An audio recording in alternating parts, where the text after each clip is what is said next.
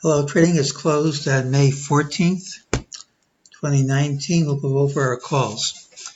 We had lower targets, but we gapped up, and according to the rules, they get killed before the open. We said the market was incredibly oversold, and anyone who went short should have a tight stop.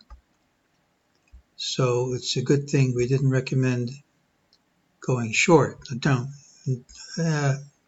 Only pattern we got here was a buy signal during the day, but a buy signal in MEJT just means there's a target at a higher price.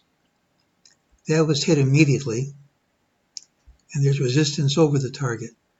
So all it says is there's a target and there's resistance over it. It doesn't say how high we go. It's kind of awkward for a person not familiar with the system to realize a buy signal doesn't mean buy, it just means you're at resistance, but that's the way the system works. It did say this drop was too soon and that prices would retrace. This was the pattern with the early high. Tomorrow is the pattern with the early low. Typically it has an early low, a late high. It tends to be a positive day unless there's a big drop in the first 1 to 2 hours. It's possible because we gapped up at a series of higher highs and couldn't hold on to any of them. And that's a negative pattern, which is invalidated if we gap and take this high, gap in either direction, and take this high out early. So unless that happens, we should see lower prices.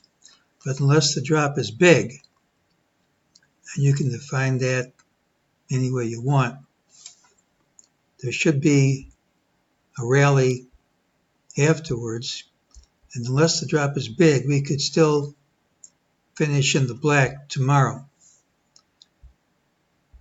We still have higher targets, still have lower targets, and the best call we have is a low in the first 1 to 2 hours tomorrow.